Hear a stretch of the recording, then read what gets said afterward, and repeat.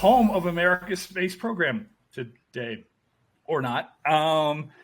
It's amazing, Mike. You've been asking me about doing this movie since we started HATM like 6 years ago. And most of this movie is set like right up the road from where I was living. So now that I'm 2,000 miles away in Colorado, like now we finally get around to doing, we finally get around to doing the right stuff. So, Yeah, you're doing the right thing too. So that's good. Are we doing the right thing? Okay, so I have been wanting to do this on the pod for a long time. And the reason why we never really did it on the Sunday night thing is, as you guys know, this movie is 74 hours long. I went to watch it over the weekend. I had it circled. I knew this was coming up, and I usually try to watch the movies before we do the pod, unless I really, really know the movie, right? And I'd only seen it once, and really it was to satisfy Mike to begin with. Like I watched it like a year ago because all Mike does is talk about this movie. So I was like, oh, I'm just sit down and watch this damn thing. And then I watched it again. It's not all I do, Jason. You do other things, right? Like drink Pepsi and like side with Heather on the Cola Wars. So there's that. Well, she's right in this instance. So no, she's not. I love her to death. She's one of my most favorite people on the planet. But Heather, I know you're out there. You're wrong on so many things. And also, traditionally, I used to ask people when they would come on the pod if they were Coke or Pepsi people, and it just became so evident that the vast majority of cool humans are Coke drinkers. It's like people would come like, yeah, I drink Pepsi and I'm coming to you from Notre Dame. I'm like, right, you got the Indiana thing going too. So yeah, all right. So I'm geeked out. I really wanted to talk about this film. We talk a lot, over the last 6 years with HATM about like what's a history movie and stuff like that. And really, this movie is in a lot of ways as history movie as you're gonna get. And I think maybe there's a lot of love for this film, or at least the idea of this movie. As we started to think about this, I think everybody likes movies about space and stuff. So we're going to jump into the right stuff today. But before we do that, before we talk about, is it the Mercury Seven? Is that what we call these guys? Is that correct? Is that these right dudes? All right, so we're the HATM 4 today. Yep. Because we are also living dangerously. I want to introduce you guys a little bit, and we could be 4 horsemen. Are we the 4 horsemen? We're the Clio 4, right? Oh, okay, yeah, or just the 4 nerds. It's fine. Just if you're out there and you've got like an idea for what to call us, just go for it. I mean, we've probably been called worse to begin with. So, all right, this is what we're gonna do. I'm gonna introduce you guys a little bit to the audience here, and just tell us who you are and what you're doing here. Since you guys have no idea what order you're in. Tyler, you introduce yourself? All right, sure. I am Tyler Peterson. I earned my PhD from Texas A&M University back in 2017. Then I did get my first book published actually that December with the Apogee Company. The book is called A Fire to be Lighted, The Training of American Astronauts from 1959, the year that these 7 were selected, to the present, which was then 2017. Unfortunately, the book is now out of print. If there is demand for it, maybe it could come back into print. But in any case, I was very pleased to work with an actual astronaut in arranging interviews for that book. So I consider that probably my proudest accomplishment so far. I've had a chance to teach at several different places, one of which was in Pueblo, Colorado. I was looking forward to that, Tyler. Like, I got this job here, and I was like, I'll see Tyler, and then you left. But then I left because I had to go to Bloomsburg, Pennsylvania for a full-time position. Then that got cut short after only 1 semester. But now I'm going back to Texas again to Lamar University in Beaumont. So I'll be moving there in August. And just to give you a sense of what I'm working on now, I'm working on what I'm hoping will be my second book. I've made contact with the University Press of Florida about this, and this is going to be about the crew of STS-107, the crew that we lost aboard Columbia in 2003 in their mission. So that is what I'm working on right now, and I look forward to carrying forward my passion for astronaut history into the future. Dude, you're like the perfect guy to have on here. So I mean, the three of you guys are, and have we like I've never talked to you guys before. This is like our first conversation, the four of us, correct? Like we were texting back and forth or emailing, but this have you guys ever talked to each other before? Is this our first conversation, like talk? No, it's my first time with all three of you, so it should be exciting. I love it. Well, Kevin, you want to introduce yourself and tell us what you're doing here? Sure thing. Yeah. So I came out of Georgia Tech, where I did history of technology, and I've always been something of a space and sci-fi geek, as you might be able to tell by the stuff behind me on the shelves. But I was lucky enough in grad school to get a job interning at the NASA Johnson Space Center History Office, which was kind of ramping up at that time. And the big project they were doing was an oral history project to interview the people from the era that's depicted in the right stuff. Because quite honestly, a lot of those people were getting old and were dying off. And the center director at the time was very much interested in making sure all those stories were captured before those people passed away. Particularly the scientists and engineers, mission controllers, that kind of thing, because obviously the astronauts had been interviewed ad nauseum, right? But a lot of these other guys, nobody had ever talked to them about, what they did to make Mercury, Gemini, and Apollo happen. So I would just happen to be in the right place at the right time. So I spent a few summers there at JSC. And then once I finished my coursework there, I went to work full time in the history office for about 4 years, I guess. And was lucky enough to get an opportunity to come back home to Dayton, Ohio after that to work for the Air Force History and Museums program as a senior historian for the Air Force Research Lab at Wright-Patterson Air Force Base in Dayton, Ohio. And a few years ago, I changed hats there, same base, but now I'm the chief historian for the Air Force Lifecycle Management Center. So we do all the program management and things for the Air Force. Really awkward name, but pretty basic mission. Essentially, if the Air Force uses a piece of equipment, we're responsible for it. Everything from a uniform to a fire truck to a B-21 bomber. All that stuff kind of falls into my world. So pretty cool stuff.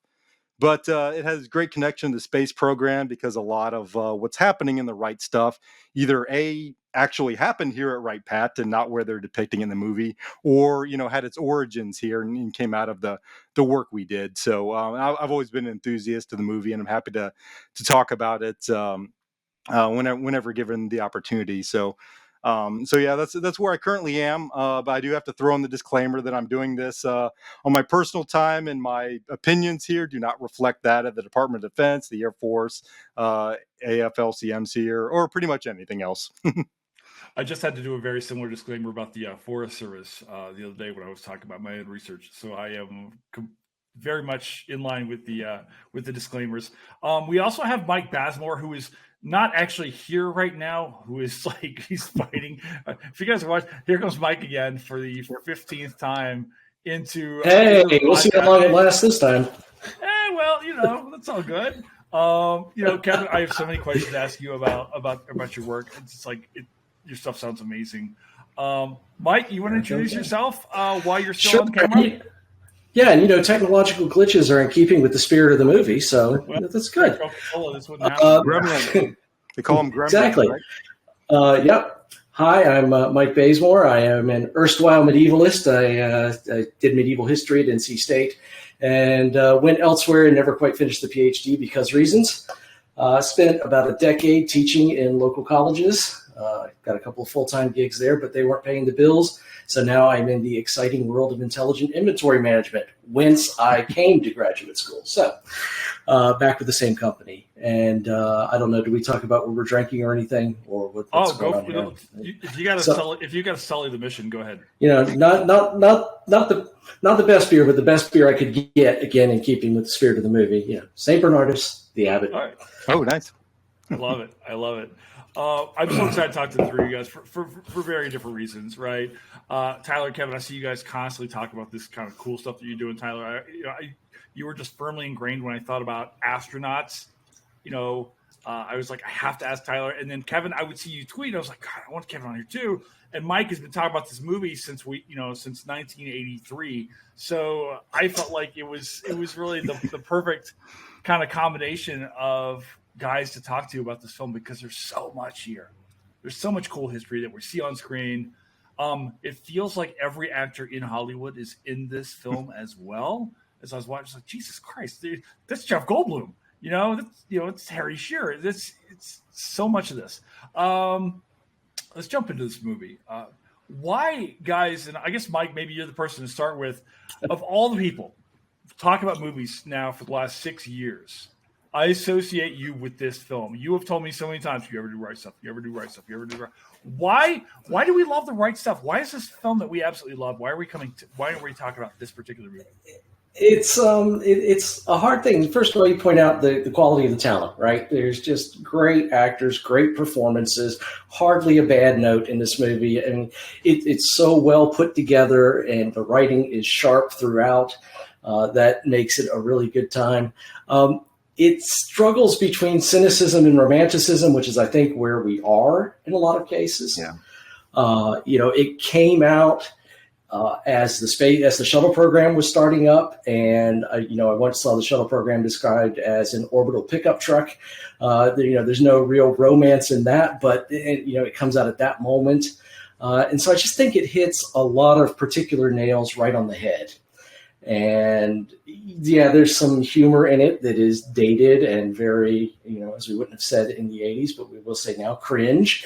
But despite that, it's a story well told. It's characters that you like.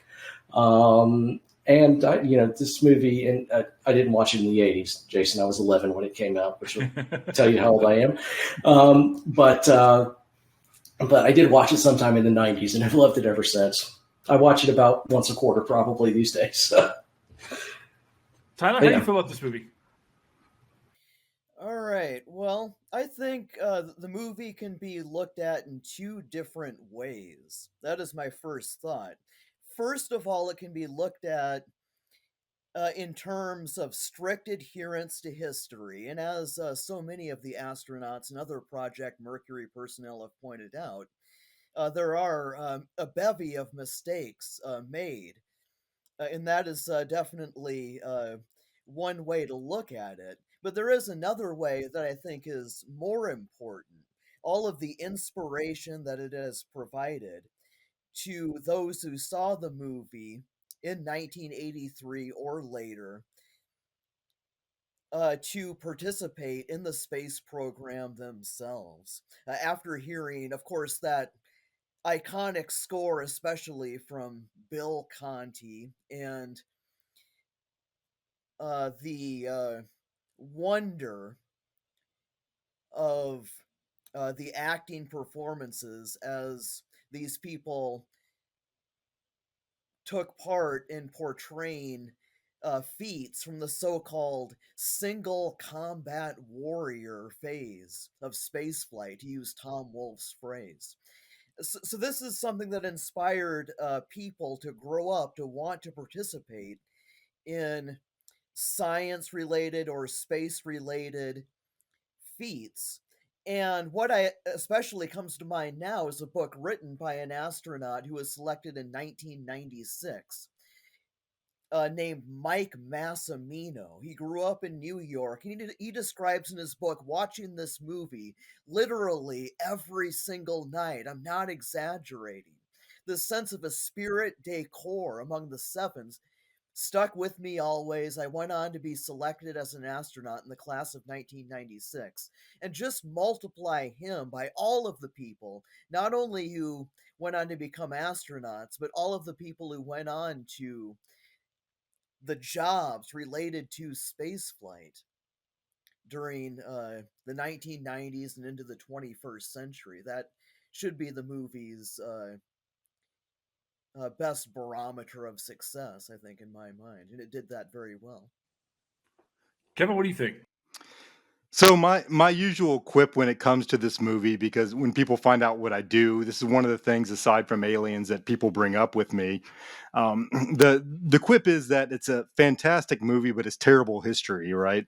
And for exactly the reasons that Tyler and Mike mentioned, it's certainly going to make you feel good about the space program and all that, but to me, it's a little bit like, Bruce Springsteen's Born in the USA, right? If you're just listening to it, it's got this great sort of anthem, right? You're just watching the movie. It's, it's going to get you out there waving the flag and all that. But if you actually, burn down into it, it's got that cynicism that Mike mentioned, that, well, it's kind of deconstructing the sort of mythology that was created around the space program and around the early, the Mercury astronauts particularly.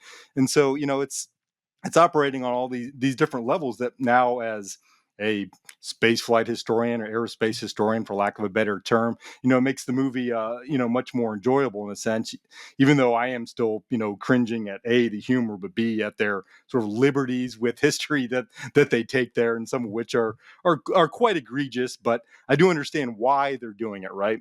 They're trying to tell a story. They need to do that efficiently, and they don't want to get bogged down in the details of, well, this didn't really happen in this year, or, some other character did these things, or, whatever it is. So I get that, but they're probably a little more loosey goosey with that history than some of the other more recent spaceflight movies, certainly. Yeah, and maybe what we can talk about a little bit in this pod is some of the, and kind of point out some of those things that are maybe being shown, or some of those spots where maybe the history is being truncated a little bit, or something along those lines.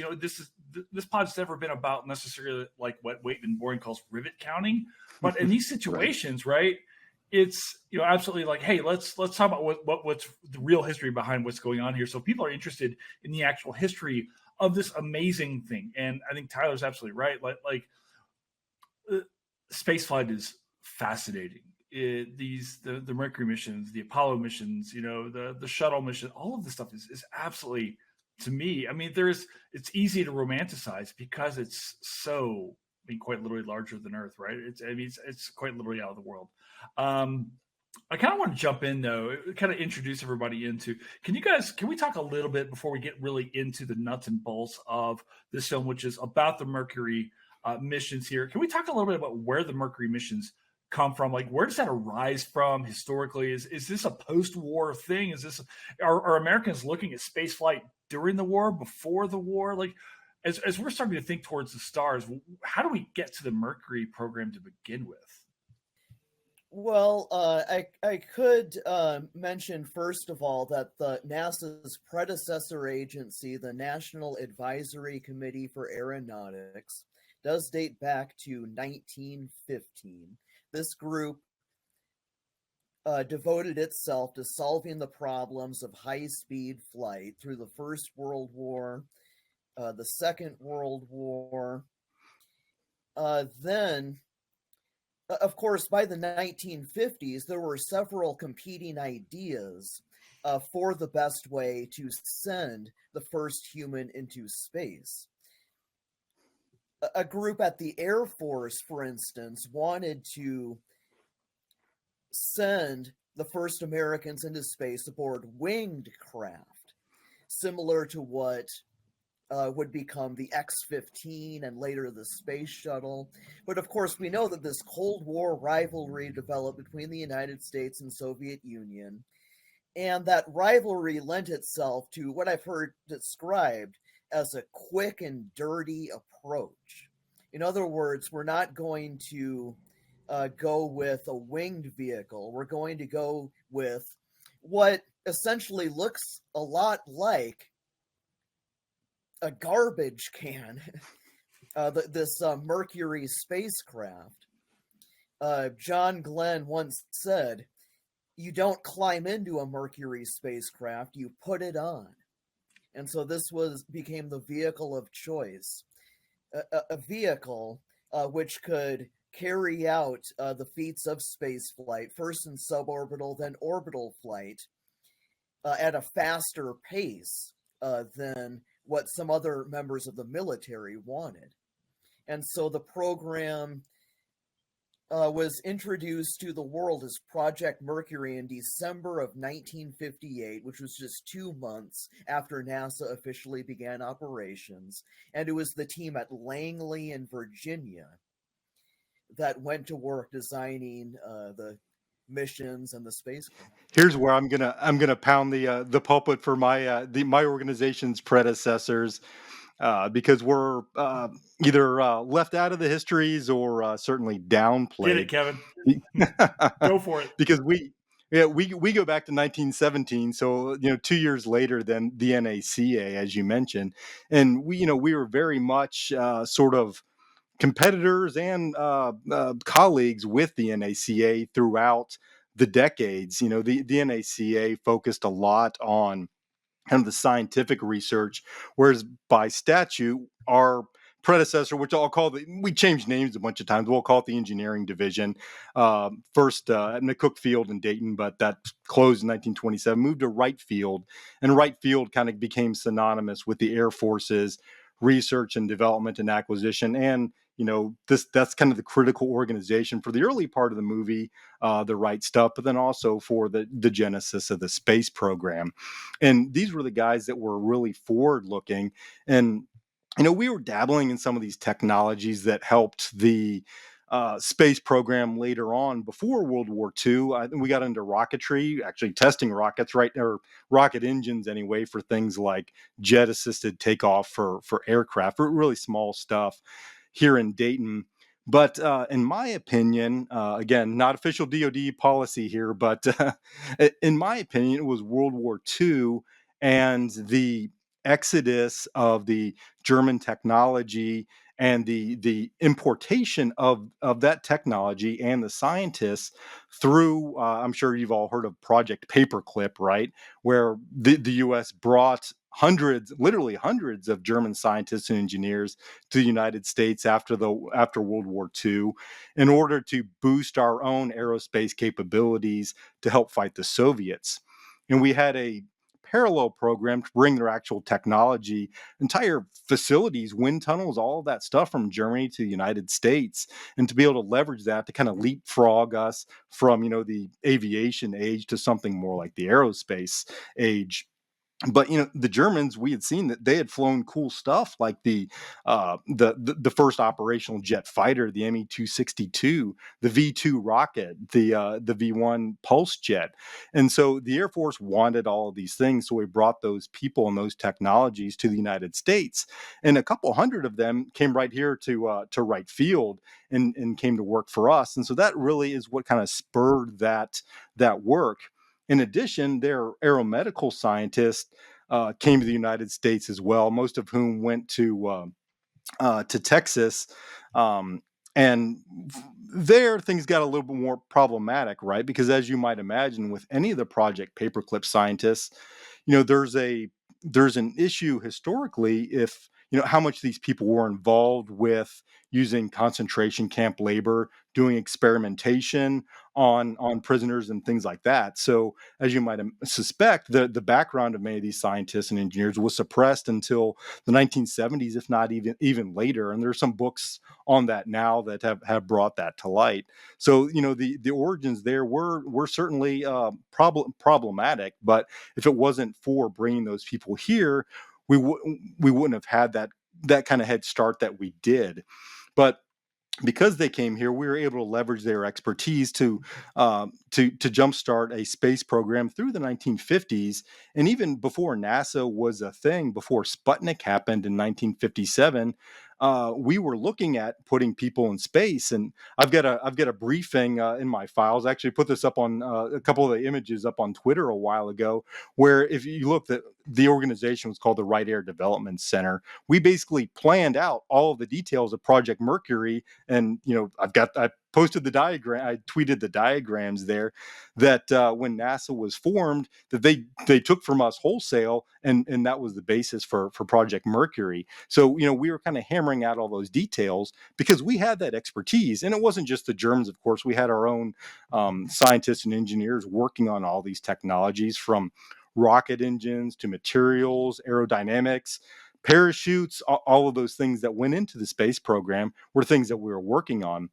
And as Tyler mentioned, when NASA stood up in 1958, as a new organization centered at Langley for at least the human spaceflight program, a lot of our experts packed up and left the Air Force to go work for NASA because they were doing the cool new stuff there, right? They wanted to go join, what they then called the Space Task Group there to go put people in space, because it didn't look like the Air Force was going to do that quite yet. We still had some other stuff going on, the wing programs Tyler mentioned, like Dinosaur, a personal favorite of mine, and some other things. But we provided that sort of technical seeding to NASA so that they could get their start and get Project Mercury off the ground in the late 1950s. Yeah. Okay, Kevin, you're hitting on so many things that I want to talk about in this pod today. So thank you for laying the groundwork on that. I guess I want to get into Jagger here in a moment, but one of the things you talk about this Project Paperclip. We see that maybe explicitly in a couple little snippets there, because the Soviets are doing the same thing, right? They brought over former German scientists as well for their space programs, right? They did, but I think to a significant degree, they didn't leverage them as much as we did. As you might guess, the Soviets were much less likely to regard the Germans in a productive light than the United States were, because their experience in World War II was very different than the Americans. So they brought them over for a few years, but most of them went back to East Germany pretty quickly, and they relied on their own indigenous technical expertise to really spur their space program. We leveraged them to a greater degree. Of course, in the movie, The Right Stuff, the ones depicted there, I mean, they don't really say it, but obviously there's the main character is Werner von Braun, and the other guy is probably Eberhard Ries.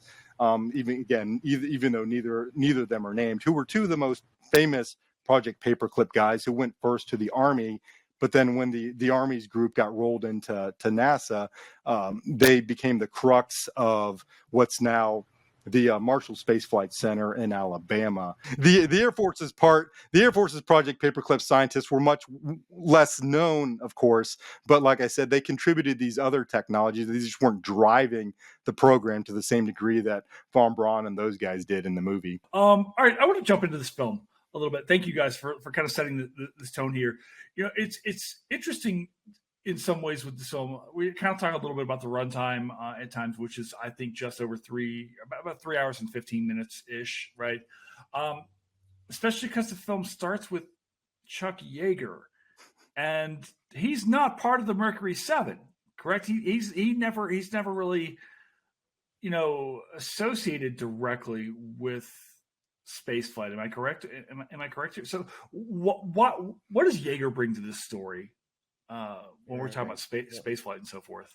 In order to understand Chuck Yeager's role in the movie, we do need to understand what inspired Tom Wolfe, the famous author, in the first place.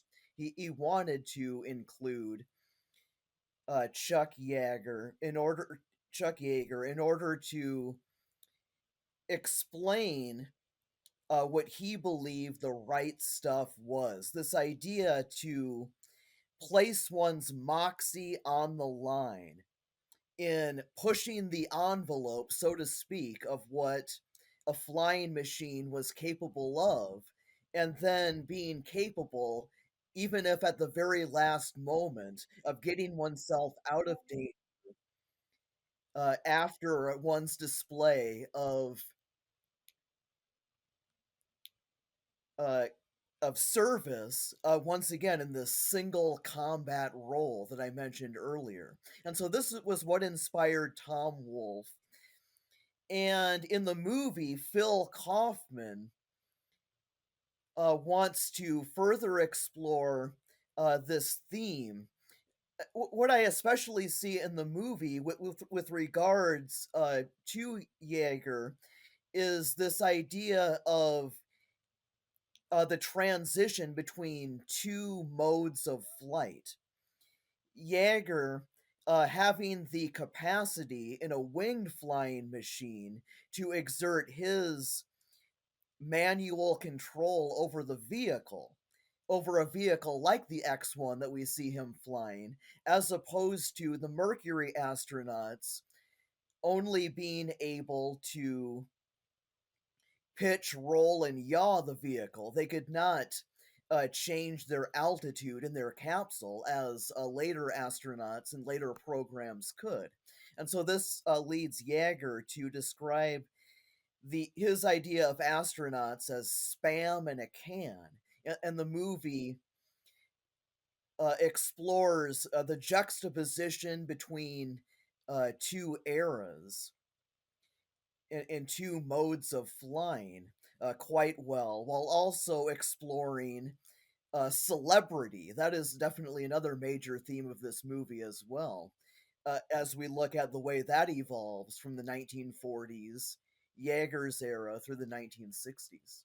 Yeah, no, I think Tyler really nailed those points there. The way the story goes is that Jaeger wasn't in the original screenplay for the movie at all, and they realized that our film doesn't really have a plot per se. It's just following this history, right? So what can we put in that to sort of tie everything together in a narrative that the audience will follow, other than just space program, A, B, C, D, events sort of thing.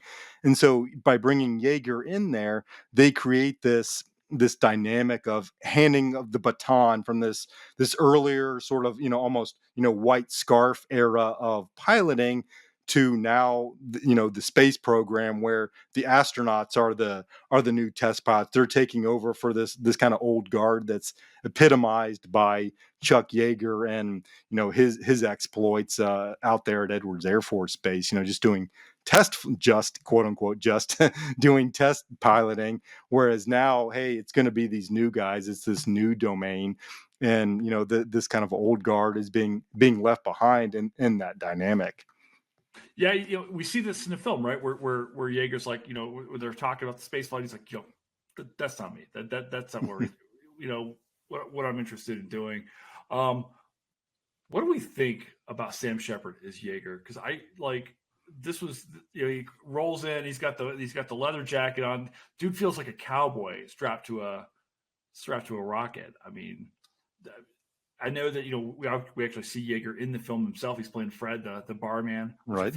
Which I felt was a bit much. But what do we think about when we see Shepard on screen? How do we like him? Yeah, personally, I think he was a great choice to convey the vibe that they wanted to ascribe to Jaeger. If you have seen videos of Chuck Yeager or met him, the two aren't physically a match or something like that. He's not impersonating Jaeger. He's embodying those characteristics that the screenwriters wanted to portray there. This sort of cool cowboy, Western sort of frontiersman, who's doing that. He's stoic in that kind of sense, right? He's not the sort of technocrat engineer that the later astronauts become. And so from that standpoint, I think he was an excellent choice, and he really knew what he was doing in portraying that, rather than trying to mimic Jaeger and his mannerisms and all of that. Yeah, I mean, they're really just trying to get a sense of like Tyler was talking about, the right stuff, right? This idea of this moxie, this certain level of fearlessness these guys carry themselves. I remember first time I ever became aware of Chuck Yeager was he was selling the AC Delco batteries on television. I remember I'm Chuck Yeager. I was like, I'm supposed to think you're somebody. I was 9, in Tennessee or something like that at the time. And, they very quickly, and set this up, this idea of this race for speed and so forth. Do we know of the Soviets also trying to break this sound barrier as well? I have to assume that these kind of stories are kind of running parallel. Are they not? I mean, as far as technological advancement and things like that, is that a thing also that we know the Soviets are trying to do? Is this as important to them? Yeah, unless Tyler wants to jump in, I'll just throw out that there was certainly competition there, but because the Soviets were so closed off to us and we did not yet have the capabilities to fully understand where they were in actuality for these sort of technological feats, we just had to assume that they were in fact doing the same things that we were doing. So we were rushing to, break the sound barrier, quote unquote sound barrier and all of that. But I don't know that we were driven on a timetable and as a direct parallel as we were with the space program, when the Soviets were very much advertising their capabilities and their achievements in that regime. I want to ask a little bit about this movement from, say, aeronautics to space and things like that. And Tyler, I'm kind of wondering, there's this whole bit when we see Harry Shearer come on board, we see Jeff Goldblum, this idea, I think Eisenhower's involved here. We're talking about, okay, who do we get to be, and maybe this is another one of those ties to the Jaeger, to the test pilots, guys, because they're like, anybody but the test pilots. We can't control these guys. And that's where, where we start to get this Mercury 7, this film's like, Tyler, who are these guys going after when they start to envision what space exploration is going to look like, suborbital flight, orbital flight? Who are they looking for here? Right. So I do understand, in thinking back to the reading I've done on the 1950s, that various people did consider the kinds of groups that those two characters in the movie mention, but that the idea of President Eisenhower preferring test pilots is an accurate idea, because test pilots had the experience of, well, following orders, first of all, following checklists precisely in a time-sensitive environment. They certainly had the physical courage to place their lives on the line. Remember, the casualty rate at places like Edwards Air Force Base was, really quite sobering as of the 1950s, which drives home, the similarity of this kind of job to a job like astronaut at a time, the 1950s, when rockets exploding in flight were frequently on the nightly news. And so test pilots had the same kind of courage, the same kind of devotion to training for tasks and executing tasks in a short time frame, and they had security clearances from their time in the military, and so all of those were assets working in their favor, as I understand it. Yeah, and I would just add to that to me, this is a place where the movie actually makes the history a little more confusing, because if the dynamic they create between the Germans designing the system and the test pilots, isn't the way that happened. The Germans weren't working on the capsule at all. It was the NACA researchers turned the NASA, which became the Manned Spacecraft Center, became the Johnson Space Center. It was an entirely different group, but they simplified that for the movie. So, that's but the important aspect of that is that the astronauts were actually involved in the development of the capsule from the beginning, so they had this opportunity to shape that capsule to fit their test piloting experience. And they could, as Tyler mentioned, they did have control over the capsule. They couldn't change their orbit and such because there wasn't that propulsion capability until the Gemini program later. But, what they describe in the movie, the spam in the can, the astronaut can't do anything, was really more the Soviet approach and what they were doing over there. There's the famous story that Yuri Gagarin, the first person in space, he had a control stick, but it was fixed in place, and the button on it was just the communication button. He would push to talk kind of thing, but they couldn't do anything. Everything was controlled from the ground. So they were really the spam in the can over there in the USSR, whereas in the United States, they did have that opportunity for manual control. They could do things. And for Gordon Cooper, which is depicted at the end of the movie. That was very important because all the automatic systems failed, and so we had to do this manual reentry. So it was very important. So, as we're designing this capsule, we're thinking about having what we call man in the loop from the beginning. They provide a certain redundancy to that system because the automatic systems could very well fail.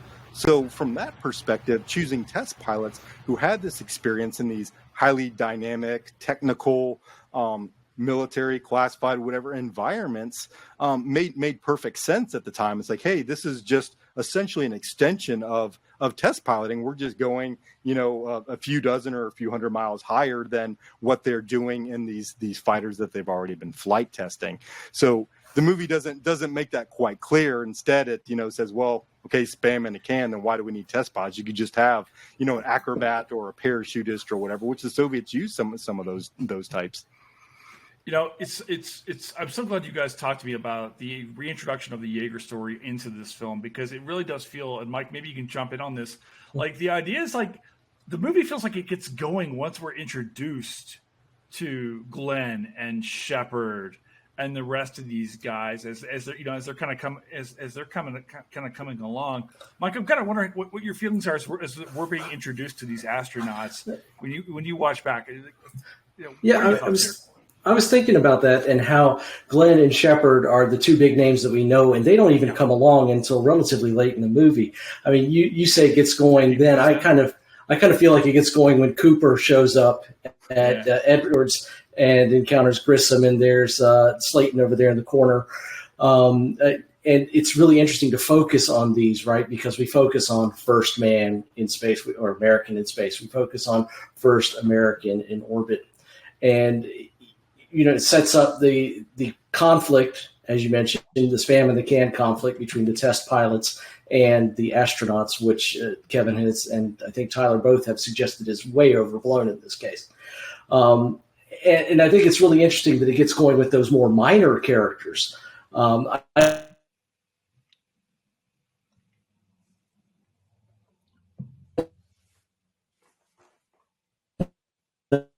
know of any other real nation that focuses the same way this does, I think. Am I still here? Yeah, you're still. Yeah, Mike, you're still. You have not been ejected from the pod, sir. You have not hit in the. What is it that Grissom was advocating for? Was the ejection of the explosive bolts. Right, the explosive bolts, right? And Gus didn't hit him either, so no. Yeah. Well, and that becomes like a thread in this film, right? I was reading IMDb. One of my favorite parts of this entire thing is the breath test, and seeing what's going. Do you guys know the story behind the breath test as it's filmed? Apparently, these guys are really going at it to see who can win here. But Dennis Quaid is the only non-smoker on screen, and apparently he won quite easily because everyone else is, everyone else has got the charred lungs of the late 70s and early 80s, and apparently it was just Quaid who was able to push that ball in reality for a lot longer. So I'm going to hop back up on my soapbox because that's another example where the screenwriters simplified things for the audience. Okay, those tests actually happened at Wright-Patterson Air Force Base, not out there in Albuquerque. So there were two sites for that whole sequence of weeding out. They were basically winnowing down from like 32 candidates, I think it was, down to what ended up being the final 7. Well, that occurred at two major facilities. One was the Lovelace Clinic in Albuquerque, which is where they set all of that in the movie. In reality, that's where they did the medical testing. Basically, hey, we're taking all those baseline measurements of, blood level contents, whatever, all that kind of doctory stuff, right? Mm-hmm. But then they went from there to Wright-Pat, where they did what they called the extreme environment testing. And they show clips of this in the movie that are actually from Dayton, that, they're like vibrating in the chair. They're in the isolation chamber, then with the horns and stuff sounding. And the breath test was one of those things that happened here as well. I've actually got a picture, I think it's Wally Schirra, of him sitting there with his kind of legs crossed, his number on his back, whatever, blowing into the tube, doing this breath test. So, all those kind of really weird tests that in retrospect, the astronauts are like, why are we doing this stuff? Are we just kind of, being the guinea pigs for the medical doctors? And to a degree they were, but to be fair, we also didn't have any idea what they were actually going to experience. And hey, if we've got these captive audiences, we might as well take advantage of it, right? So, that part was all left out of the movie in terms of location. Again, for simplicity, I understand, but because we had what was called the Aeromedical Research Lab at the time, all of that stuff was happening in our facilities at Dayton. And now that work is still, a little bit different, but still happening here in Dayton. We've got a centrifuge and altitude chambers and all that kind of thing. And, NASA's back to using us. But, that degree of testing really only happened, and I'm sure Tyler can speak to this to a much more significant degree, with that kind of that first class, because after then they kind of figured out, well, here's what's relevant, here's what's not. And so we can kind of narrow that down to something more specific for all of these subsequent classes. I'm wondering, looking into this, and I had this thought, and I wrote this down as we were watching this, because we get two montages, one of which is shit blowing up. And I thought that was a really good, and I think I think this film is trying to balance the heroism and the danger of this film, and trying to interject some humor into this at times. And there was some the Goldblum is the humorous interjection was not a thing I was expecting.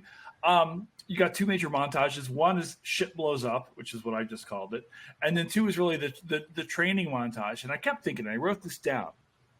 What's the better training montage? The Right Stuff or Spies Like Us? Because you get the centrifuge in both. Mike, what do you think? I haven't watched Spies Like Us since the 80s, so I don't think I can really opine on it. I remember it being funny, but I also remember being, about 14 when it came out. So, can't speak to that. I guess I could Google it right now, but I don't want to test my bandwidth. Classic Cold War film. Yeah, from a cinematography standpoint, that's a tough one. But from a personal one, I gotta prefer the Right Stuff, just because I actually had a chance to talk to some of the astronauts about it, right? About their experience then. Particularly John Glenn, notably, which he was surprisingly laudatory about how Tom Wolfe covered that experience in the book. Really? He was, let's say, somewhat less so about how the movie depicted all of that. But, in essence, it was that, they got to the heart of it, and their kind of experience there about how it was much different than, they expected, and that what was even necessary. But there's still some great stories there. Like John Glenn talked about riding the centrifuge, particularly in one of our archives actually has the centrifuge logs of when the Mercury astronauts and the other candidates were riding the centrifuge here in Dayton. They actually did it for the Navy's centrifuge too in Pennsylvania. And I think that's where some of the more extreme stuff happened. But Glenn told a story about how they would do like eight positive G's, meaning spinning like you would like on a amusement park ride, what they called eyeballs in, or EI, meaning, all the, you're getting pushed back into your seat. Well, then the seat would flip over in a fraction of a second, and it would go to what they called eyeballs out, or negative G's, meaning that, everything's trying to push you forward in your seat. You like that, the demonstration there. So EI, EO, they would call it, eyeballs in to eyeballs out. So Glenn was saying that when they went from 8 positive to 8 negative G's, to everybody was getting these like heart palpitations, something weird was happening. So they had to go back and look at it. Turns out that when this was happening, the way the heart was suspended in your chest cavity, it was actually banging against the front and back of your ribs. So it would cause sort of weird arrhythmia that was showing up on these medical charts. Yeah. So they realized maybe we shouldn't be doing this quite the same. And I'll say incidentally, having looked at the centrifuge records, Chuck Yeager blacked out on the centrifuge at only like 3.5 G's, way below what the Mercury 7 did. So take that for what it's worth. Oh wow! Also, I want to go ahead and put a claim in for negative G's. It's actually going to be the HATM rap group coming out shortly for our first album coming out. Oh, we're not going to be the below average white band. It's rough. It's rough. We're rough book here, guys. I want to ask you one of the things I do think that we see. One of the things we see here in this film is specifically with Glenn's wife, Shepard's wife. Like, what are the wives going through as far as this whole thing? They do try to shine the light here as far as what life is like for the wives who are watching their husbands, supporting their husbands, making possible in some ways for these missions to go on. What is the experience of these NASA wives during this time period? It sounds to me like, I mean, a lot of putting up with philandering. Although I did a little look, and it looks like only 2 of the Mercury 7 ended up divorced, Carpenter and Cooper. Of course, Grissom didn't have much longer to live, but Alan Shepard and Deke Slayton and John Glenn, remained married to the same women for the rest of their lives. So they must have found something of value in it. I know that Betty Grissom later became just kind of a warrior for her husband's reputation, understandably so. Although I feel like once you get past the first Gemini flight, his reputation is pretty solid again. But yeah, a lot of putting up with stuff, it looks like. But it seems like that's military wives in general in that period. And I was looking at the transcript of the press conference that's dramatized in the movie, and there's a lot of that sort of sexism in the remarks. She does what I say, and so I guess it makes a kind of sense. Yeah, Tyler, do you get a sense that, like, I hate to use this verbiage, women are along for the ride? You get, in some of the conversations, I want to say with Shepard, it's like, we're gonna, I'm going to the moon. There's this idea that like they have to do this together. I think it was Quaid's. Forgive me, Quaid's character is like terrified when his wife has to be interviewed. Are you seeing this in the archive too? Is the archive talk about the domestic experience of these astronauts and their families? Yes, I have read quite extensively about particularly the reaction of wives and family members to the pervasive presence of media. And that, of course, brings us to the famous Life magazine contract. Some other media organizations were upset that Life magazine had this exclusive access to the astronauts and their families, but that was what happened. And because that happened, the astronauts and family members during a mission had to tolerate the presence of cameras outside homes, or in some cases inside their homes. And thus the astronauts' wives needed to have quick tongues, so to speak, in behaving in a way that would be acceptable to the public. The famous phrase that becomes associated with the wives is, "Oh, we're happy, proud, and thrilled," just as a shorthand. During the midst of this incredible outpouring of public interest in the space program and the need to move from a private life to a public life. One other story that comes to mind in this regard is that of Frank Borman's wife, Susan. One famous story about her is that she actually believed the Apollo 8 mission was not going to succeed, that her husband had a good chance of dying on that flight. And so especially what we've seen in later years, not through Life magazine, but through the many memoirs and the many histories, is we have seen more of a sense of trepidation, more of a sense of unease than what the public saw at the time in a popular print publication like Life. And so I definitely encourage all who are interested to read those firsthand accounts of astronauts and wives saying what they did not say at the time in terms of their opinions, in terms of the fears that they had sometimes.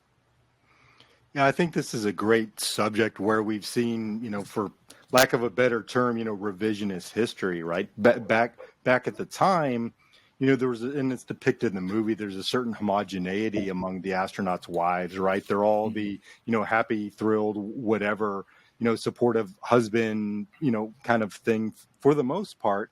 But that starts to unravel really in the 1970s. And then now there's been, scholarship on the astronauts' wives. There's even a TV show, right? The Astronauts' Wives Club, that's based on a book of the same name.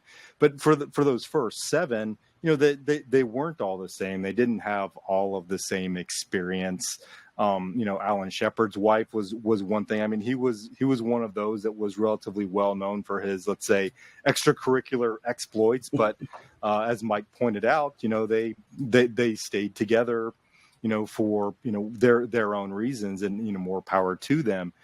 John and Annie Glenn, I mean, I hate to say it, but they're almost they're a throwback stereotype. This story goes that they literally met in the crib, right? As, sharing a playpen when they were little, and, dated in high school and got married and were together until the day he died. I mean, I met with the two of them just about a year before he passed away, and it was literally like hanging out with your grandparents. I'm talking to him about space program stuff, and she's off on the side, snickering or making comments or prompting him to talk about certain things. And it was just, you could feel the dynamic that still existed there. And it was like, wow, that's, again, just a really sort of old school relationship that persisted. Another good example is, Renee Carpenter. She was widely regarded as the most beautiful of the early astronauts' wives. And so there was some certain jealousy, going on, and some dynamics that you can read about in some books. Or Gordon Cooper's wife, Trudy, she had been considered for what they call the first lady astronaut trainees, the kind of unofficial parallel to the Mercury 7, where, a group of female pilots were tested out at the Lovelace Clinic with the same regimen that the Mercury astronauts went through to see if they could qualify for that. And in fact, they passed those tests with flying colors. And there's a lot of confusion over, what exactly the implication of that was. Was it an official NASA thing? No, it wasn't. But it was a privately funded thing. But they showed that, hey, excluding women couldn't be based on their actual performance, because they could exceed all of these things.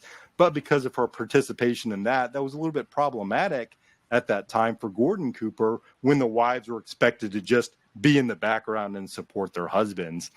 And, through the 1960s, and if you watch the movie or the TV series From the Earth to the Moon, there's a great episode about this that really, I think, gets to the heart of that, how, throughout the 1960s, that dynamic sort of persists. There's a lot of pressure on these wives to maintain both this facade, but then also keep these families running in a very traditional sense, when their husbands are not only absent, but doing things that they wouldn't really approve of, in many cases. And then finally, in the early 1970s, that begins to unravel, and you start to see this in the press and in books and in memoirs. And then now, like I said, there's more recent scholarship that really delves into that in a more academic way. And so we're getting a better understanding of that now and their experiences than we would have had, 40 or 50 years ago, certainly. If we see, guys, and I want to get to the coin here, if we see women portrayed on this film, and we see in a lot of positive light, especially I think with Miss Glenn, where are people of color? Can we talk a little bit about the segregation of NASA at the time? Like, where are Black people? Are they not allowed to work within NASA? What's going on here now, Tyler, as far as racially within the space program as we know it, and when does this change? Okay. Well, you might have seen that just recently, this gentleman by the name of Ed Dwight finally did make his trip into space aboard a Blue Origin spacecraft. He was one of the pilots who hoped to venture into space one day. And I understand that in the Kennedy administration during the early 1960s, there was some interest in racially integrating the astronaut corps. he wanted to be the person who would provide that racial integration. But in the end, although he did reach the Aerospace Research Pilot School, which was actually headed by Chuck Jagger, he was not selected into the NASA Astronaut Corps. Then there was another man named Robert Lawrence, who I understand died in a plane accident. He was a member of the Air Force. He hoped to fly into space one day, but he died in an accident in 1967. And so there were some early examples of pilots, African-American pilots, who wanted to racially integrate the astronaut corps, but the level of African-American employment throughout NASA, while being zero, absolutely zero in the astronaut corps, was very low throughout the rest of NASA, as I especially found out in a book for the University Press of Florida that I wrote a review for. Just an amazingly low percentage of people of color at, for instance, the Marshall Space Flight Center in Huntsville. And in order to see how that changed, we definitely have to look to the 1970s, when, of course, President Nixon approved this revolutionary new type of vehicle, the Space Shuttle, which would involve not only test pilots going into space, but also people who simply had a degree in a relevant field, did not need to have that test pilot experience to go inside this much roomier spacecraft with room for many more people besides pilots. So that this was the paradigm shift in the 1970s. And as it turned out, in 1978, Ron McNair, Guy Bluford, and Fred Gregory were part of that class of 35, along with the first women in that class as well. Yeah, and I'll piggyback on to that, at least for the astronaut corps itself. Going back to Eisenhower's decision to include only military test pilots for consideration for the astronauts, that right there was a filter that excluded essentially any African-American pilot because, the service had just integrated less than a decade earlier at that point. But then that there were very few African-American pilots in that pipeline with the qualifications, both for service experience for flight hours and in the test pilot cadre who had gone through the test pilot school, either for the Navy or for the Air Force. So just by instituting that one requirement, he excluded almost anybody except for, white men. And with a couple of examples that Tyler mentioned, there were those few exceptions, and it was just unfortunate that their experience turned out the way it did with Major Lawrence perishing in a crash. And he was actually regarded probably as going to be the first African American astronaut because he had all those qualifications, and he was relatively well regarded within the Air Force and the test piloting community. Ed Dwight's case was a little bit more problematic, and that goes back to what some people have written about Chuck Yeager, and I classically I can neither confirm nor deny because there are conflicting reports here. Dwight blames Yeager very directly for having been in his terms racist against him and held back his career. Yeager, of course, categorically denied that while he was alive, that that was not a factor at all. That the plain fact was Dwight didn't meet the qualifications. He wasn't ranked as highly as the other people in his classes and his cadre at Edwards who did make the astronaut program. So Yeager argued that he had nothing to do with that at all. So it's not an issue where I've weighed the evidence enough to come to a conclusion, but there are at least those conflicting stories out there. But it was known that Dwight very much wanted to become an astronaut and actively lobbied for that. He was one willing to take on that the role of being a public figure in that sense. And you could argue that Jagger resented that to a degree, just like in the movie he resented the publicity that the Mercury Seven garnered through their experience when they hadn't in fact done much of anything yet, right? They hadn't even flown a single space flight yet. Here they were, the most famous people in America. So that may have played a role in Dwight's experience as well, at least in Dwight's telling of the story. Do we get a sense of these 7 guys whether or not they liked each other? There's a healthy competition we see on screen.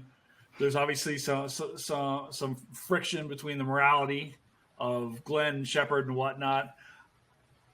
How do these guys feel about each other? And was there like a de facto leader amongst the 7? Like, what do we know about them as far as their relations between one another? The movie sort of sets it up as a two-party system, right? You're either in Shepard's party or you're in Glenn's party. And some of the accounts from the astronauts suggest that, especially over the philandering issue, that there was Glenn's side. I've seen someone suggest that Glenn had the majority in that, and others that Shepard. The movie makes them out like they come to respect one another and perhaps to like one another. We get the no handball playing allowed ticket inside the capsule when Shepard's about to take off, and I guess as I think Kevin pointed out, we overplay the German influence in the building of the capsule, and they set the Germans up as the enemy for the Mercury 7 so that they can bond against the Germans, and almost like a sports movie in some ways. But in real life, some of you guys might have a better grip on that. Most of the stuff that I have read comes late in the game. I got interested in this really in 94 for the 25th anniversary of Apollo. And of course, all of those recollections are colored by the glory of Apollo and the fact that it's an anniversary. Yeah, there's, there are probably more like cliques within the Mercury program than side 1 and 2, just based on personality, if nothing else. And in these, I think are fairly accurately, at least in terms of the pairings, are portrayed in the movie. For example, Glenn and Carpenter were very close friends because they were kind of the oddballs. They weren't the typical, bravado test pilots who were out there philandering and drinking hard and all those kinds of things. Archie and Jughead. Yeah, exactly. Right. That was that dynamic. So you see that in the movie, and in reality, and I think both of them admitted to that dynamic going on. And there was also a certain closeness reflected in the movie between Gus Grissom and Gordon Cooper, because they had been through test pilot school at Edwards together, and they were both in fact assigned to Wright Pat after that for a while. They weren't actually out at Edwards like depicted in the movie. They were here in Dayton for a little while. So they developed that closeness. They had flown together and all that. Obviously, Grissom died, so that kind of cut out that dynamic. And Shepard was, he was Shepard, right? He was also a Navy guy. And so you would see some inter-service rivalry as well. Like the Navy guys would tend to stick together, and the Air Force guys would tend to stick together, in certain circumstances. But to use Mike's analogy, it's very much akin to a sports team, right? It's us against the other guys, but that doesn't mean that everybody gets along to the same degree that you're, best friends with everybody on your same team. I want to ask you guys a section that we started to develop here on the podcast somewhat recently, which is called What the Florida. And there's a good portion of this film set in Florida. Tyler, I was hoping, so much of us, I think we all kind of take for granted that a lot of the launches come out of Florida now and things like that. Tyler, can you kind of explain why Florida exists within NASA, why specifically Cape Canaveral is such an important spot for us as far as for these space programs and things like that? Why have all places on God's green earth is NASA doing in Florida? Well, of course, one point that I think should be made first of all is that if you're looking to launch a rocket from United States soil, there is a physical reason to to place your launch site as close to Earth's equator as possible if you're looking to send a payload into orbit. A launch site that is close to the equator will provide the rocket with an assist, so to speak, in making it into orbit. But otherwise, I understand that, for a long time, Cape Canaveral was known more for alligators and mosquitoes than it was people. It was a very sparsely located population, but it did show some promise as a World War II facility. And then the first rocket launch from there, if I remember correctly, took place in July of 1950. And so over the years to come, even though that was before NASA began operations in 1958, NASA became synonymous with Florida because of course it had already been established as a rocket launching facility. It was close to a body of water, which was certainly advantageous in launching rockets. And it was close to the equator. Yeah. I'm not sure if anyone wants to add to that. Yeah, I mean, there's speaking purely in a physical sense, the geography made sense because you're launching to the east from there, so you're getting that assist, as Tyler mentioned, from the Earth's rotation. But importantly, these rockets that Jason, as you had pointed out earlier, had the tendency to blow up, and you'd much rather have them blow up over the ocean than over a populated area. So if you're launching them from, say, Colorado or Ohio, you really don't want to be showering, Kansas or Pennsylvania or whatever with this rocket debris, right? Does this make a case, Kevin, for launching out of Illinois so that we can launch directly over the state of Indiana? I mean, I wouldn't necessarily argue. It'd be better if you hit Michigan as far as we Ohioans are concerned, but whatever works. Okay. But yeah, it's really like a lot of other programs that I kind of got into a little bit earlier.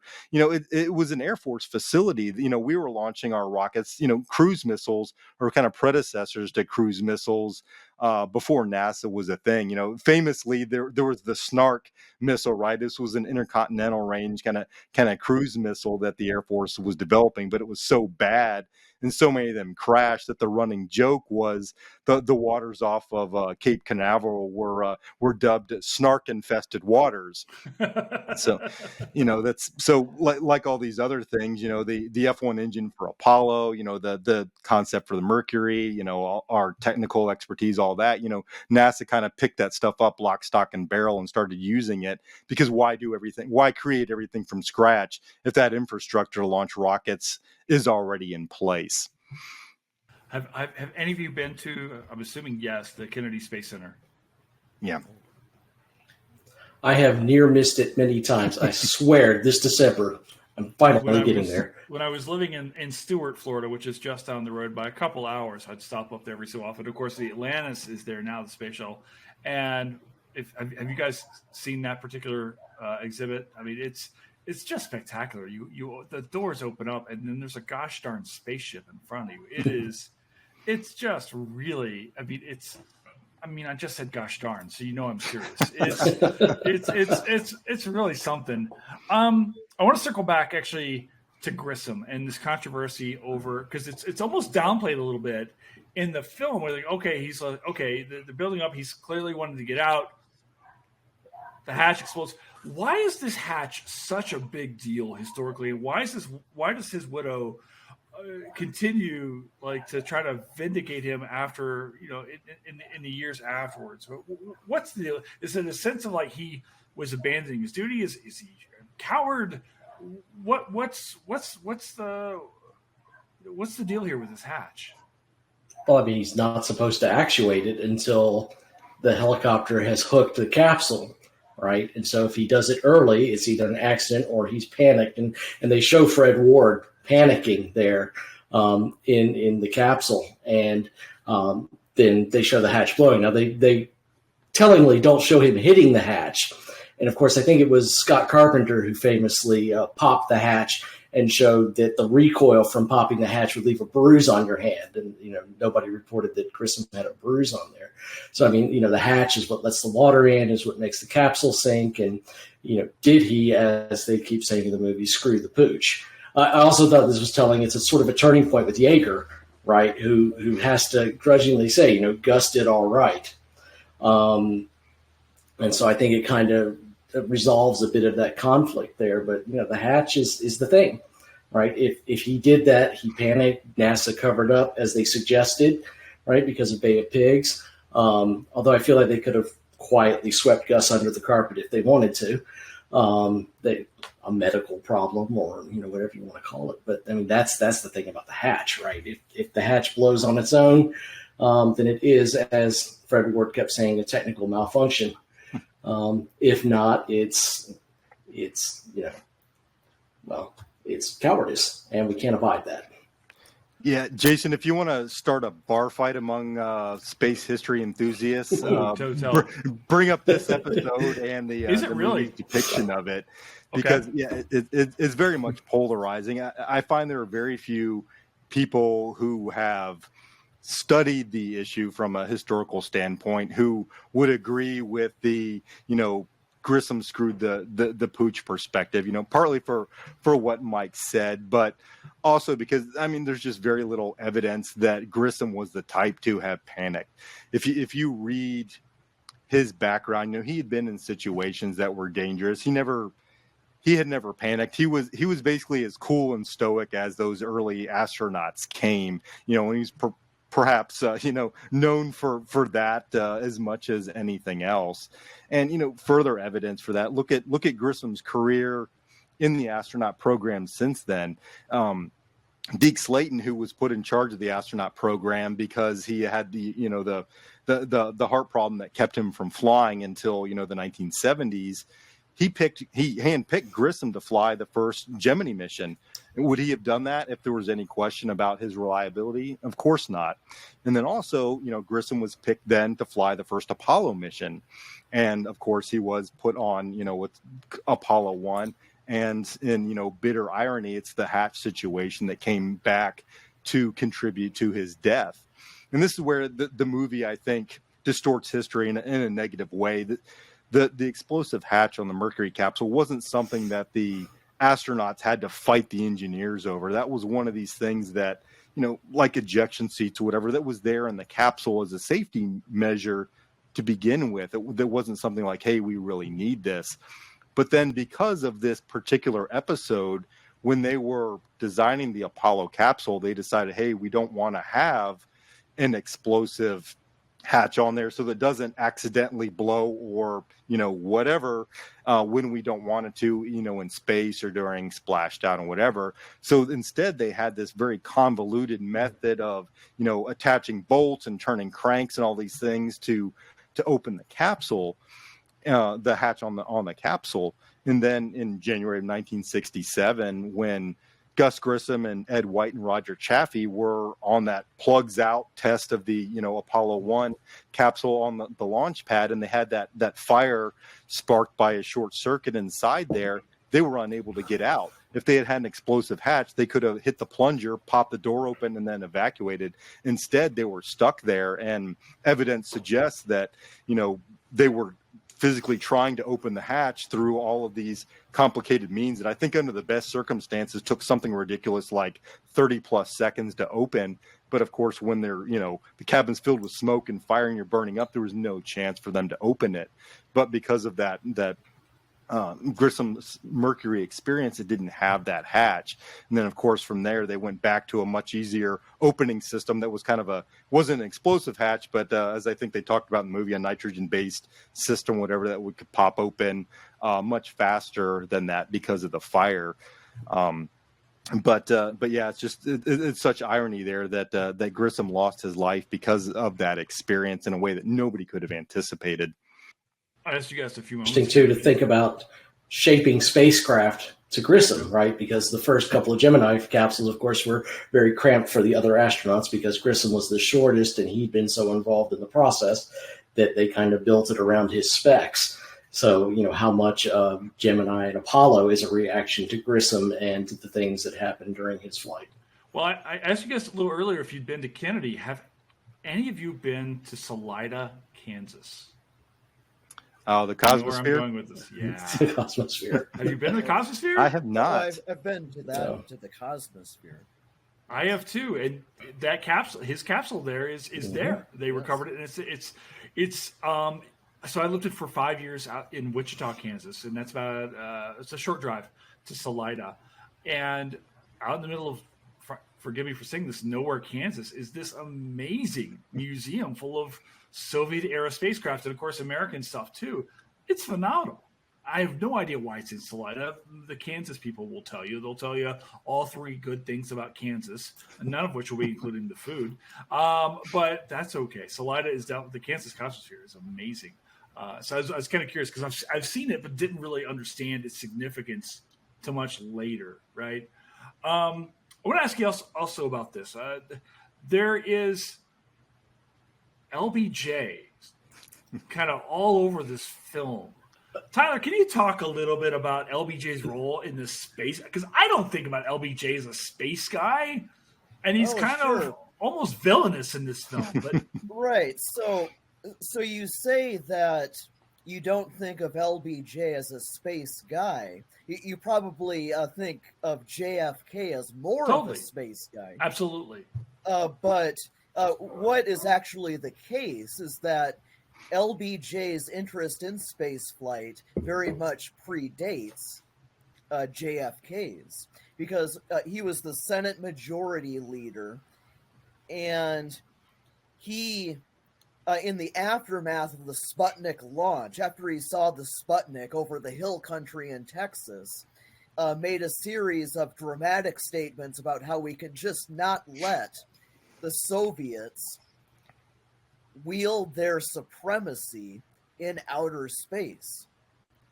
That just like Britain was able to control the seas in an earlier age, now space is going to be the high ground of the Cold War. And LBJ wanted to grab hold of that issue, in part probably due to his political ambitions in looking ahead toward the presidential election of 1960. And so he does participate in a series of hearings about the state of the United States' response to the Sputnik launch after 1957. And ultimately, of course, what happens is that Congress does pass a bill which Eisenhower signs into law the following year, creating NASA. And so certainly we have to look at his response to the Sputnik launch, his amazingly vociferous response as part of his legacy. Then, of course, in thinking about his vice presidency, I just reviewed a book, another University Press of Florida book called NASA and the American South. And one of the chapters goes into LBJ's famous influence, along with Congressman Albert Thomas of Texas, in bringing those federal dollars to the Lone Star State, where, of course, they still reside to this day in the form of the Lyndon B. Johnson Space Center. And so, yes, in looking at Johnson, who actually devoted an entire chapter in his memoir to spaceflight, which most presidents do not do, by the way, we do have to... it was definitely not in Ulysses S. Grant's. Did take a passion for this subject. And even though Kennedy may be more synonymous in the public imagination, Johnson did more behind-the-scenes work. I will add that as late as the 80s, Johnson was resented in Hampton, Virginia, for moving operations down to Houston. That's, I think I mentioned in our emails, that's the area where I grew up. I went to the Virgil I. Grissom Library for my library books. And it was a sore subject, at least as late as the 80s. I moved out of there in the early 90s, so I don't know how long it lingered.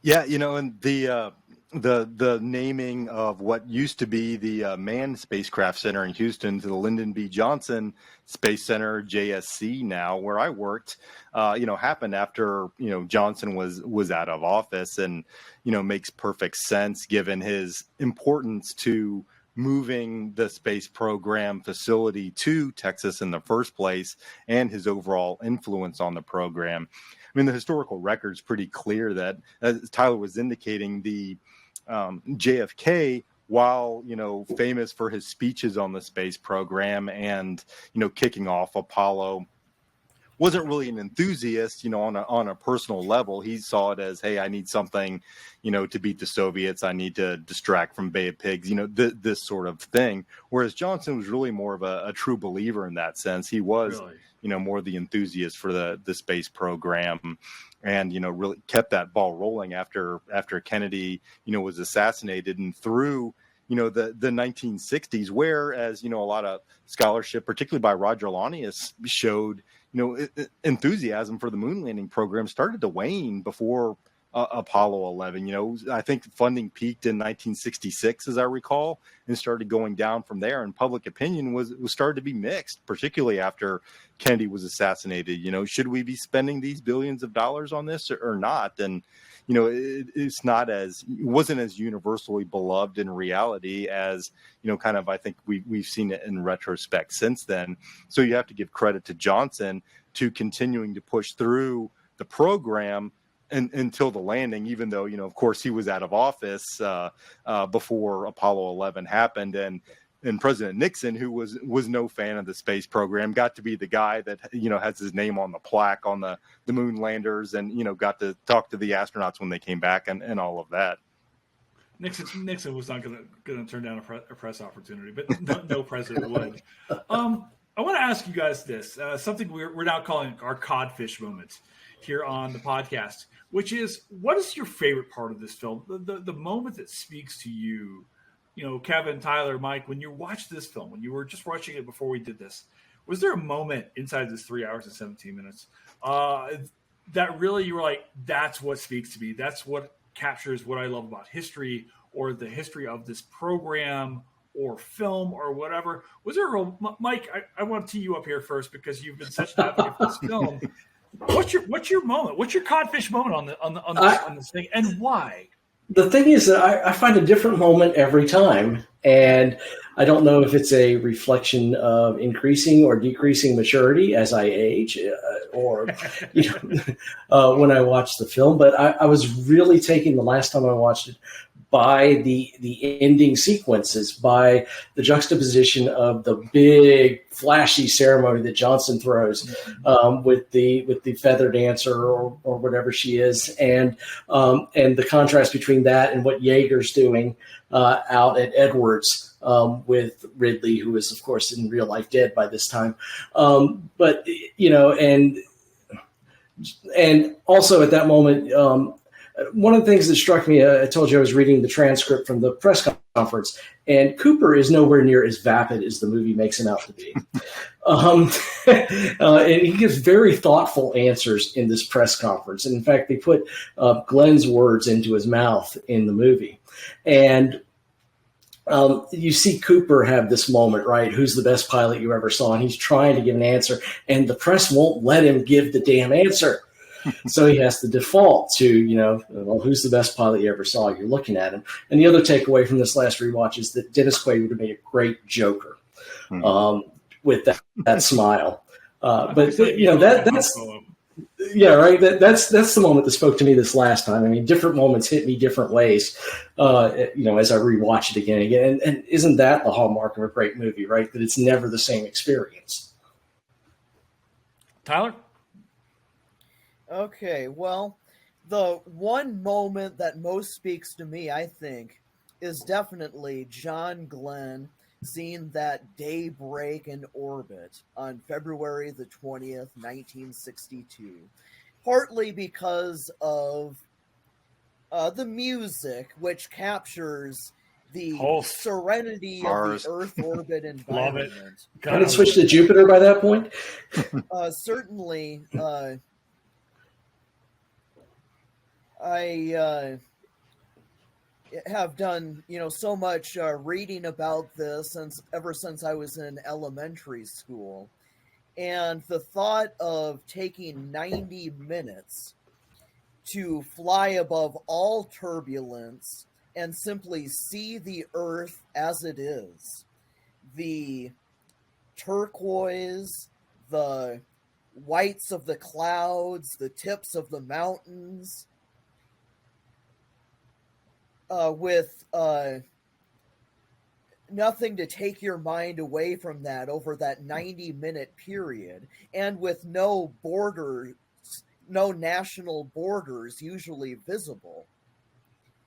That is something that really speaks to me, because it speaks to the sense of awe that spaceflight inspires to us all, and has continued to inspire in human beings literally every single day since November the 2nd of 2000, because that is how long people have been living continuously on the International Space Station. So just think about that.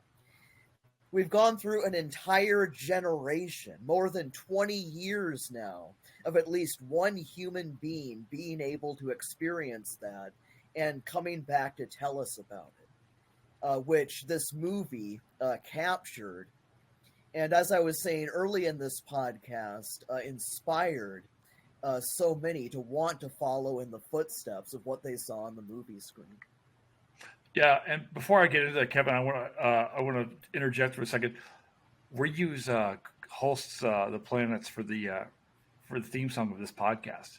That's Jupiter. When we kick in, that's entirely because I played in a high school band and fell in love. And like Holst, I'm a trombonist. So yeah, absolutely. All right, Kevin, I'm sorry. Go ahead. No, that's so for me, it depends which hat I'm wearing, right? So from just a movie watching enthusiast, I'm going to agree with Tyler here. John Glenn's flight to me is just as a kid watching it, I don't know, I was like 10 or something when it came out and when I first saw it. Which incidentally, as an aside, and I meant to throw this in earlier, I first saw it on cable, HBO or Cinemax or something. But it was the first movie that was so long they actually included a 3-minute intermission in the middle of it. So you're watching it on TV, and then it's like the screen goes blank and there's like a 3-minute countdown. Then it cut back into the movie.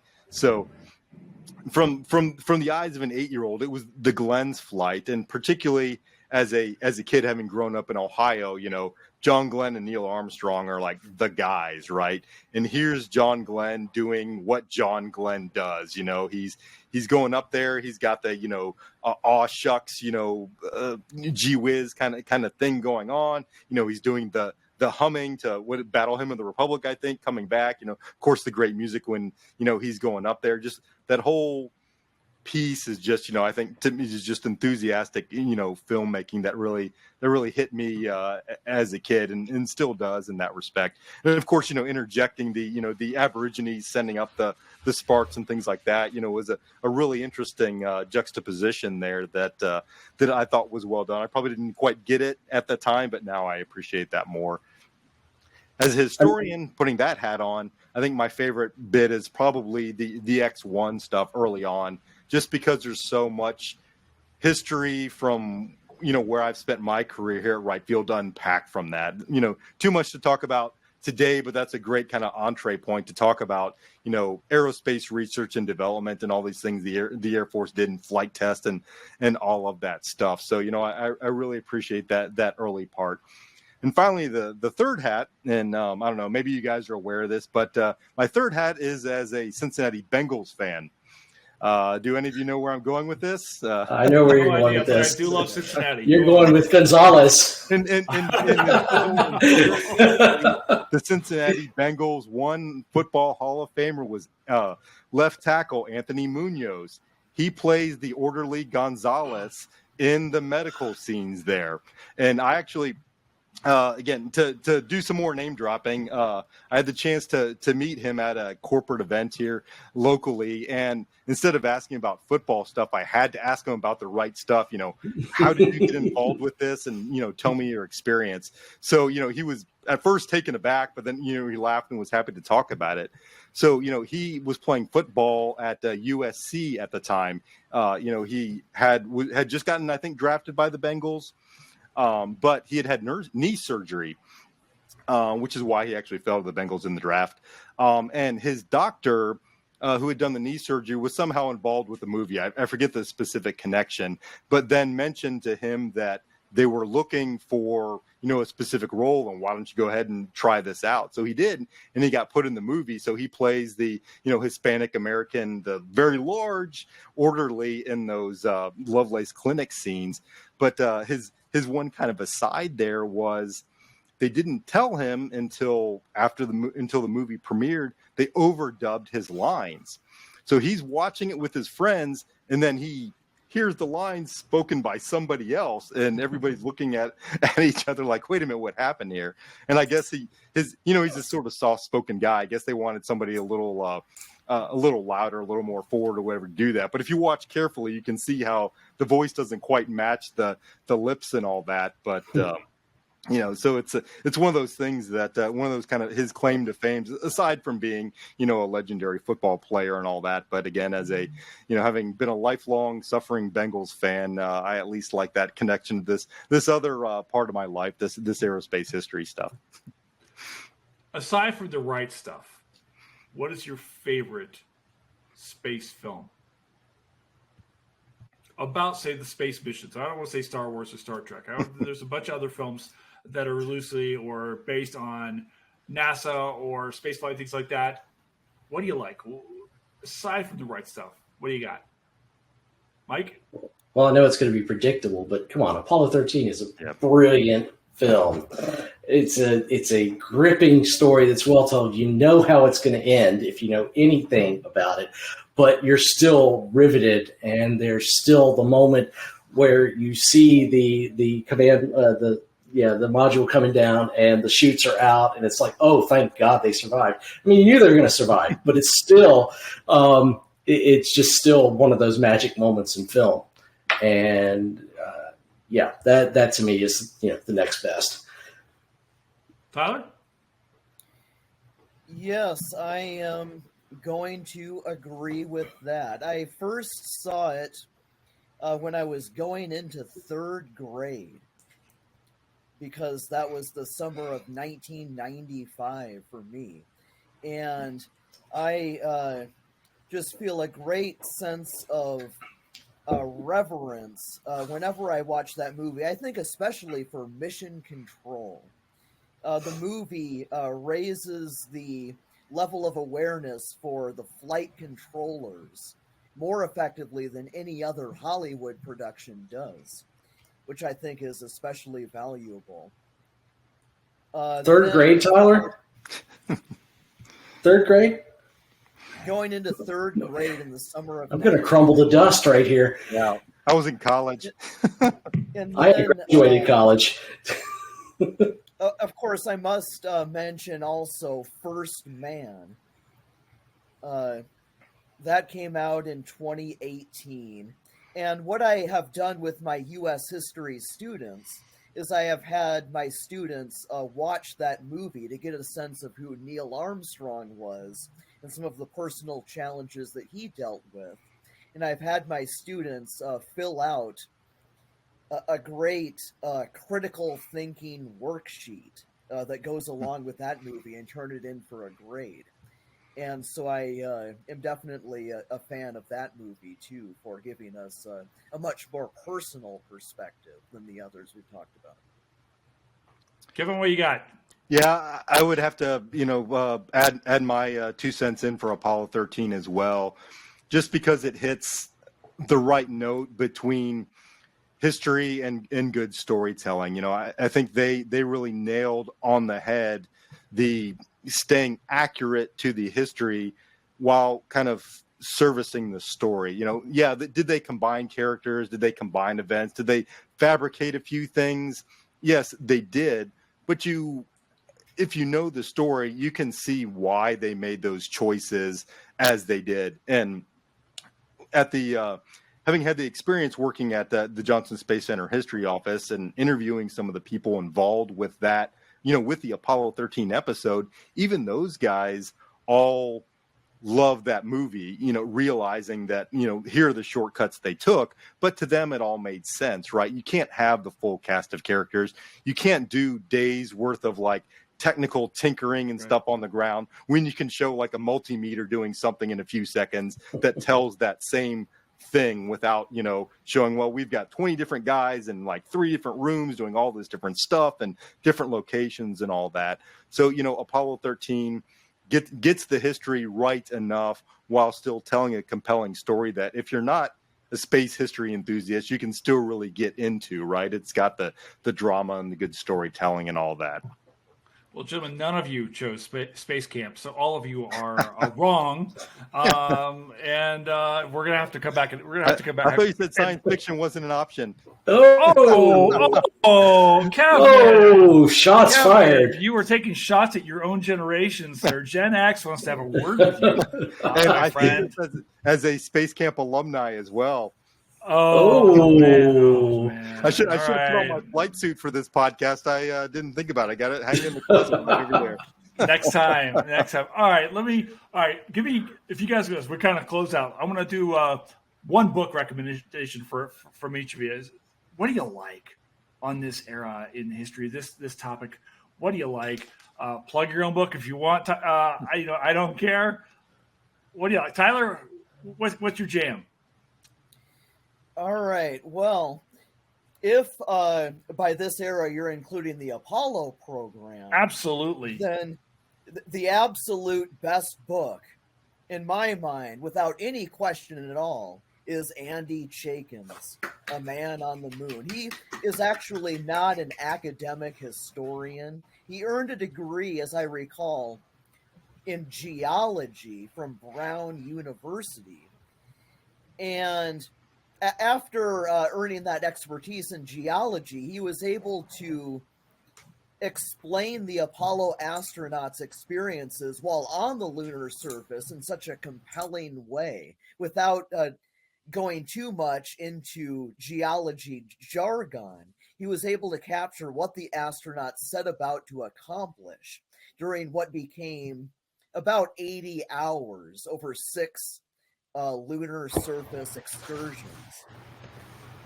He also interviewed every astronaut who went to the moon with the exception of Jack Swigert, 23 out of 24. And so I definitely view that as the Apollo Bible, as it has often been called. Mike, you were clapping. What do you like? I was clapping because I read that book when Tyler was in 2nd grade, I guess.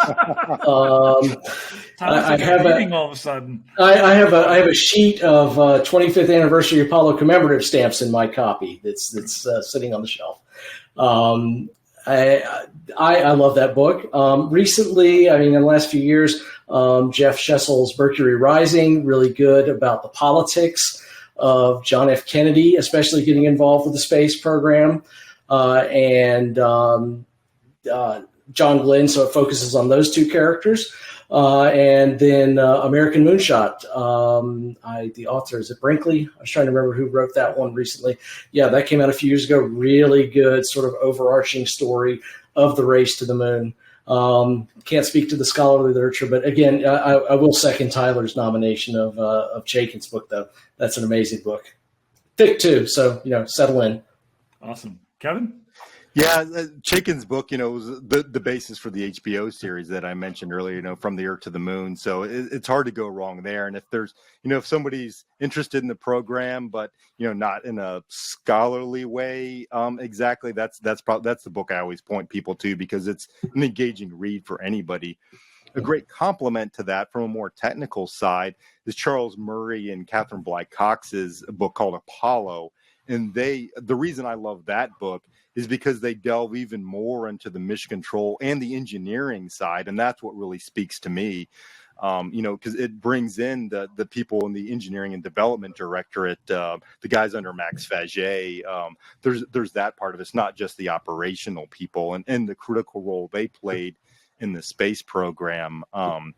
If you want to look even earlier, for the test pilot era, I'm always a fan of anything by Dick Hallion, who's one of my predecessors in my current job and a mentor of mine. He wrote a book actually called Test Pilots that goes over the kind of basically the entire history of test piloting, but it's in a more, I hate to use the term dry, but in a more academic sense, that'll give you a much more background of where Jagger and these guys were coming from. But it's not just Americans. It's not just that Edwards cadre. He takes a much broader scope. And I think that book was written not long after Jagger's biography in the late 80s at some point. So it's very much of that period, but provides that depth of information that you don't get either through The Right Stuff or Jagger's, subsequent biography that came out a few years later.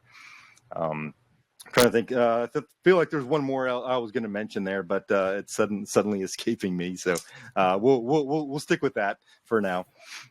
All right, guys. Final question here. What we're building up to here is The Right Stuff a history movie? Yeah, so I guess I'll go first, so that way I don't have the last word, as always. I struggle with this because I knew you were going to ask it. Yeah, it's a history movie because it's about history, but it's a bad history movie, like I said at the outset. And the reason that is, if you think about it, this is a movie made in the 1980s. Based on a book written in the 1970s about events that occurred in the 1960s and 1950s and even 1940s.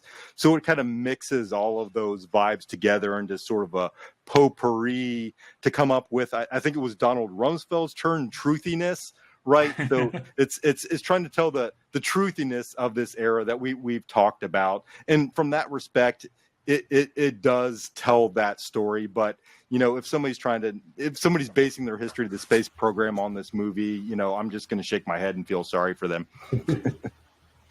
So it tells more about the history of when it was made than the actual history of the space program, in my opinion. Tyler? All right. Well, I think